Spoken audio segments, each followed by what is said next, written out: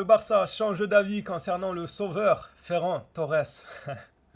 C'était sûr, ça devait être Ferran Torres. Il devait prendre une revanche sur le football. Les Blaugrana, bien le bonjour à tous. J'espère que tout va bien de votre côté. On se retrouve pour une vidéo actualité. Je vais vite fait surfer sur le match d'hier qui m'a plus que déçu. Et ensuite, on parlera de Julián Alvarez qui serait prêt à aller au clash bien plus que ce qu'il a déclaré il y a quelques semaines. Et c'est ça que j'attends de lui. On parlera aussi d'Adeyemi qui voit son officialisation retardée ou encore Ferran Torres qui voit le FC Barcelone lui proposer une nouvelle offre mais elle ne sera pas effective avant septembre. On verra s'il trouvera un terrain d'entente et si les conditions de Barcelone conviendront à l'international champion du monde Ferran Torres. Oui, s'il vous plaît. Incroyable quand même. Bref, avant de rentrer dans le vif du sujet, la finale d'hier, elle m'a déçu. Voilà, pour moi, c'était décevant. Je m'attendais à mieux. Après, attention, c'est une finale. C'est obligé que les deux équipes cherchent avant tout à se neutraliser, à faire en sorte de ne pas laisser d'espace dans leur dos. Je ne dis pas là que les deux équipes auraient dû donner le tout pour le spectacle et aller à l'abordage sans se soucier de la défense. Non, c'est sûr qu'une finale, tu dois bétonner au maximum histoire de maximiser tes chances de victoire en plantant un petit but au bon moment. 1-0, hop, ça suffit. Il n'aura pas encaissé de but, on le sait. Mais un minimum, les gars, c'est tout ce que je demandais, moi. Un minimum. Je trouvais le match très ennuyant. Et la vérité qu'avant le match, mon avis, je l'ai dit de toute façon, il me semble en vidéo, moi, je me suis dit que le meilleur gagne. On a la chance en tant que Blaugrana d'assister à une finale où on n'aura pas d'animosité envers l'une ou l'autre équipe. Non, pas du tout. Aucun problème. Mais si tu gagnes, on est content. Lamine, tu gagnes, on est content. C'est la fête dans tous les cas. Que demander de mieux? Je disais tout bonnement que le meilleur gagne. Mais en voyant le déroulé du match, je me suis dit, je veux pas que l'Argentine gagne. Je suis vite rangé du côté de l'Espagne. C'était impensable pour moi de voir cette équipe d'Argentine championne du monde. Non, je suis désolé, mais ils n'ont rien fait sur le terrain. Ils ont tout fait pour endormir le match, pour faire en sorte qu'il n'y ait pas d'action. Je sais même pas s'ils ont eu un tir cadré, ne serait-ce qu'un tir. Les autres, c'est même pas un beat. L'Argentine, c'est même pas un tir, les gars.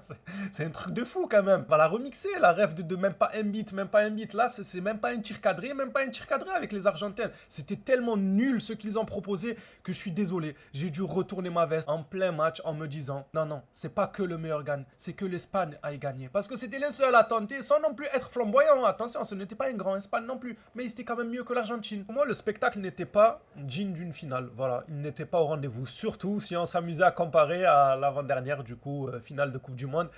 C'était un match de fou furieux. C'est ce genre de match qui marque le sport et qui te marque à vie, qui te laisse des souvenirs tout au long de ta vie. Pas ce qu'on a vu hier, là. Moi, ça va me laisser aucun souvenir, personnellement. Oui, le souvenir de « Oh, Messi, Yamal, on joue ensemble en finale », c'est ok. Ça, c'est un joli souvenir. Les accolades, tout ça, c'est excellent en tant que Blaugrana. Mais footballistiquement parlant, eh ben, c'est pas un match sur lequel je reviendrai d'ici 20 ans, quoi. Bref, là où j'ai été déçu aussi, hormis le manque de spectacle, je sais qu'il y en a qui vont me le reprocher en me disant oui, mais c'est une finale, tu t'attends à quoi? Écoutez, moi je m'attends du football, je m'en fous que ce soit une finale. Je m'en fous, c'est une finale. Allez faire une finale d'échecs si vous voulez du calme, de la réflexion, je réfléchis, je bouge par là, tu bouges par là. Moi je veux du foot, les gars, je veux des actions où on se lève de notre canapé toutes les 2 minutes. Bon, j'abuse un peu, mais vous m'avez compris. Là où j'ai été déçu, je disais, les gars, c'est que Lamine Yamal n'est pas sorti du lot. Moi, je m'attendais à ce qu'il finisse meilleur joueur du match. Meilleur joueur de la compétition, ça aurait été compliqué. Mais au moins du match. Meilleur joueur du match avec un petit but ou une petite passe décisive. Un petit truc comme ça où tu contribues à la victoire de ton équipe. Eh bien, croyez-moi qu'on n'aurait pas eu droit à ce débat-là qui est sur les réseaux depuis cette finale entre l'Argentine et l'Espagne. Le débat du Ballon d'Or. Qui va le gagner? Harry Kane, selon certains sites qui le mettent favori. D'autres nous parlent de Kvara, Dembélé, Mbappé, Lamine Yamal, Rodri. Il y en a plein qui peuvent être prétendants. Pourquoi? Parce que Lamine Yamal n'est pas venu clôturer ce débat alors qu'il en avait l'opportunité. Je suis déçu de ce côté-là. Pour moi, le spectacle n'est pas au rendez-vous. Lamine Yamal ne met pas fin au débat du Ballon d'Or. Il permet aux autres de parler et de nous dire que Rodri pourrait l'être, Dembélé pourrait l'être, Kvara pourrait l'être, alors qu'il avait une petite chose à faire, clôturer le débat. Ce n'est pas fait. Je vous pose la question avant de vous lire l'actualité. Qu'en pensez-vous? Qui sera le Ballon d'Or? Est-ce que pour vous, malgré la tournure du match où on n'a pas vu une individualité vraiment sortir du lot, qui est le favori selon vous? Là, c'est compliqué. Pour moi, franchement, c'est compliqué. Allez, ceci dit, parlant actualité maintenant. Le FC Barcelone veut empêcher Ferran Torres de partir au PSG et souhaite le prolonger. Si le joueur accepte de prolonger, la prolongation de son contrat ne prendra effet qu'en septembre en raison des contraintes liées au plafond salarial. Là n'est pas le souci. Je pense que Ferran Maintenant, s'il arrive à trouver un terrain d'entente avec la direction du FC Barcelone, il attendra en septembre, octobre, novembre, même juillet prochain si vous voulez. Il attendra sans aucun doute. Le problème, c'est les termes du contrat qui ne conviennent pas à l'heure actuelle à Ferran Torres, et on le sait que le Paris Saint-Germain vont l'arroser, ils vont lui promettre monts et merveilles. Ça va être très compliqué de le conserver. Bon, si le club le garde, ça ne me dérangerait pas. S'il partait pour 50 millions, je trouverais aussi que c'est une belle somme. Adeyemi qui arrive derrière, avec pourquoi pas Julián Alvarez dont on va parler juste après. Peu importe l'issue du dossier, j'aurai des raisons favorables à son départ ou au fait qu'il reste, parce qu'il a bon nombre de qualités.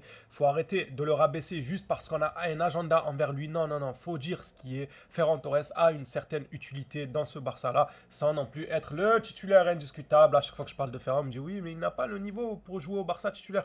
Je n'ai jamais voulu d'un Ferran titulaire au FC Barcelone, mais en backup, c'est un backup de qualité. C'est un remplaçant de luxe, plus qu'intéressant d'avoir un Ferran Torres. Si tu arrives à le faire comprendre que c'est bon, tu peux rester sur le banc et qu'il accepte ce statut d'être sur le banc et tout, pour moi, c'est très intéressant d'avoir un joueur comme ça pour la profondeur de banc. Parlons maintenant d'Adeyemi qui a vu son officialisation retardée et pour cause. Deco et Laporta étaient tout bonnement aux États-Unis pour suivre cette fameuse finale ennuyante. Allez, j'arrête, c'est bon, les fanatiques. Oh là là. Annonce officielle d'Adeyemi, désormais reportée jusqu'au retour de Laporta et Deco des États-Unis mardi. Il devait être annoncé le 15 ou le 16 de mémoire. On est le 20. Toujours rien, mais pas de panique, tout est fait. Je vous l'ai dit, moi dans ma tête, ce dossier, il est déjà officialisé. Pour moi, il est un joueur du Barça. Il manque juste les formalités, l'annonce officielle. C'est juste une question de temps. C'est pour très bientôt. Je reviens vite fait sur le match de l'Espagne là. Est-ce que Hansi Flick va prendre des leçons du niveau de Cubarsí? Non, moi je me pose la question, j'ai hâte de voir le début de saison pour voir quelle manière de jouer nous aurons. Est-ce qu'on va continuer à jouer avec cette fameuse ligne très très haute? Vous savez, moi je ne suis pas un anti-ligne haute. Au contraire, je trouve que c'est incroyable le suspense que ça crée. Mais j'admets aussi que Cubarsí, lorsqu'il est plus bas sur le terrain, qu'il a le jeu en face de lui, il est très fort. Il est très très solide. Et j'ai hâte de voir quel choix le coach allemand fera. Est-ce qu'il reviendra à la raison en se disant bon, c'est vrai que mes défenseurs, pour exploiter leur qualité, je dois les faire reculer? Ou est-ce qu'il continuera à se dire non, à l'attaque comme à l'attaque, je veux mettre plus de buts que mon adversaire, quitte à en prendre? Hormis les nouvelles recrues, le défenseur central qui devrait arriver, ainsi que Gordon, Adeyemi, Julián Alvarez s'il venait à venir. Hormis ça, ce qui me hype le plus, c'est vraiment comment Hansi Flick va entamer cette saison, avec quelle manière de jouer. Lisons ensemble la déclaration de Laporta vis-à-vis de Julián Alvarez. Je pense qu'un grand club ne peut pas se permettre d'avoir des joueurs qui sont mal à l'aise. Dans notre cas, ça ne se produira jamais. Si en plus il y a une bonne offre, il faut en profiter. C'est vrai. Quel club s'estimant être un grand club? Pour moi, l'Atlético n'est pas un grand club, mais c'est pas grave. Un club qui s'estime être un grand club peut garder un joueur contre son gré. En vrai, ça en dit long sur le fait que tu n'es pas un grand club. Voilà, vous pouvez me dire oui, mais t'abuses, l'Atlético, c'est finale de LDC, c'est demi-finale, la Liga telle année et tout. Non, si vous voulez, ok, oui, c'est vrai, je suis un peu de mauvaise foi, ça reste un bon club de football. Mais laissez-moi cracher mon venin, je peux, ou c'est permis là. Pendant le cas de Alves, c'est permis. Après, on sera objectif plus tard. Mais actuellement, c'est un petit club. Ils n'ont pas besoin que je dise ça pour le savoir. Ils le montrent avec leurs agissements. De garder un joueur contre son gré, c'est tout sauf être un grand club. Et pour terminer cette vidéo actualité, on va voir ce que Julián Alvarez pourrait faire pour quitter obligatoirement ce club en fait, pour ne pas leur laisser le choix. Il y a une possibilité que Julián Alvarez ne se présente pas aux entraînements de l'Atlético Madrid. Si la situation continue ainsi, il se sent irrespecté par le club, il veut partir à tout prix. Mais c'est plus que de l'irrespect, que de faire déjà des déclarations à 24-48 heures avant la finale. C'est de l'irrespect, laisse-le se concentrer. Qu'est-ce que tu viens de déclarer que oui, il va rester, je sais pas quoi. Attends, après la finale, ça ne t'aurait pas tué ou bien je me trompe? T'attends un jour et demi, c'est bon, tu pouvais parler autant que tu veux, la finale elle est passée. Le mec, non, il vient parler avant alors que tu veux encore garder le joueur. C'est du manque de respect. Pareil, on lui fait une promesse, elle n'est pas tenue. C'est du manque de respect. Ton joueur vient, te dit tranquillement, bon, avant de parler publiquement, il a informé la direction, hein, qu'on ne se trompe pas. Tranquillement, il te le dit, en privé, il a envie d'aller ailleurs. Tu lui dis, ok, tu vas faciliter les choses, tout ça, tout ça. En fin de compte, tu ne tiens pas ta promesse. Encore heureux que le joueur a envie de déconner totalement jusqu'à sécher les entraînements. Moi, je l'encourage à faire ça.